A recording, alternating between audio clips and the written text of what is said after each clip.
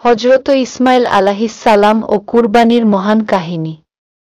আজ আমরা শোনাব এমন এক পিতা ও পুত্রের গল্প যাদের ভালোবাসা কেবল রক্তের নয়, ঈমান, ত্যাগ আর আত্মসমর্পণের বন্ধনে গাঁথা।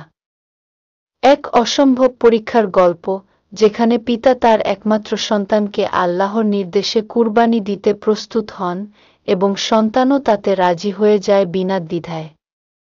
এই গল্প আমাদের শেখায় কিভাবে ঈমান হতে পারে ভালোবাসার চূড়ান্ত প্রমাণ।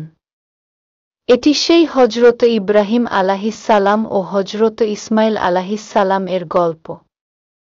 এক নিষ্পাপ নবজাতকের প্রস্থান।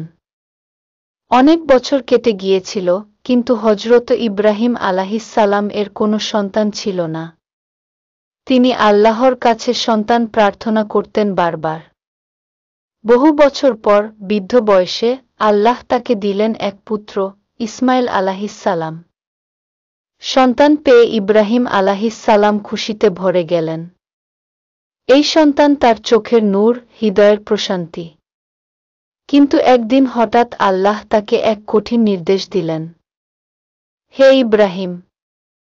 তুমি তোমার স্ত্রী হাজেরা এবং শিশু ইসমাইলকে মক্কার এক নির্জন মরুভূমিতে নিয়ে যাও এবং সেখানে রেখে আসো। ইব্রাহিম আলাইহিস সালাম জানতেন, আল্লাহর হুকুম মানা ঈমানদারের কাজ। তাই তিনি চুপচাপ তাদের নিয়ে গেলেন মক্কার ঊষর উপত্যকায়, যেখানে তখন পানি ছিল না, লোক ছিল না, গাছ ছিল না, কিছুই না। তিনি সেখানেই হাজেরা ও ইসমাইলকে রেখে ফিরে চললেন। হাজেরা অবাক হয়ে জিজ্ঞেস করলেন, আমাদের এখানে একা ফেলে যাচ্ছেন কেন? কিন্তু ইব্রাহিম কিছুই বললেন না।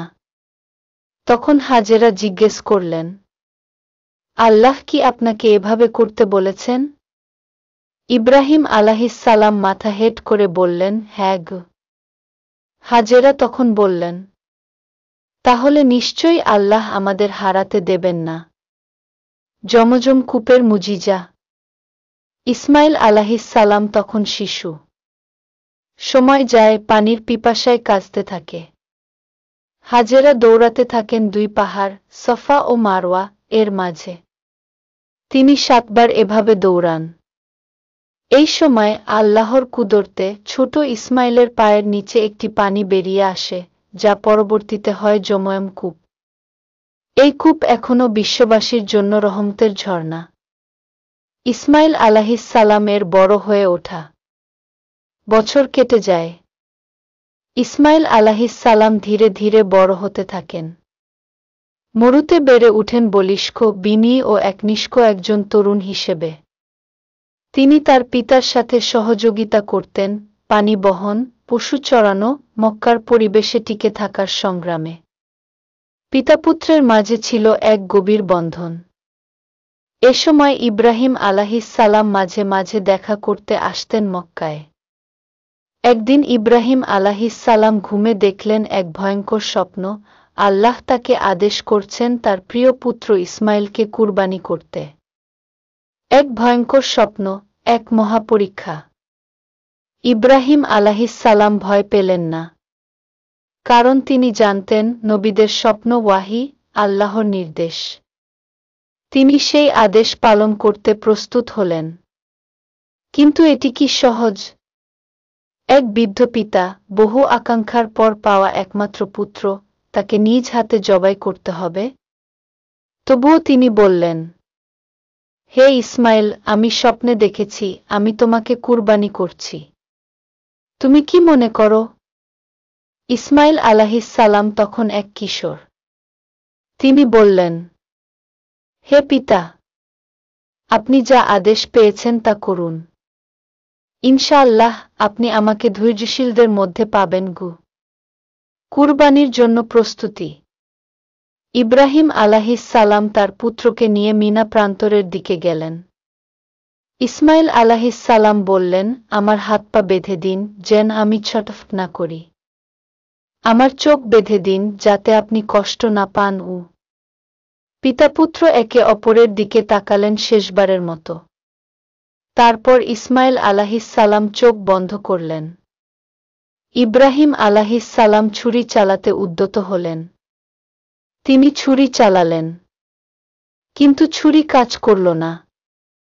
আল্লাহ তাআলা তখন বললেন, হে ইব্রাহিম, তুমি সত্যিই স্বপ্ন বাস্তব করেছ। এটি ছিল এক মহান পরীক্ষা।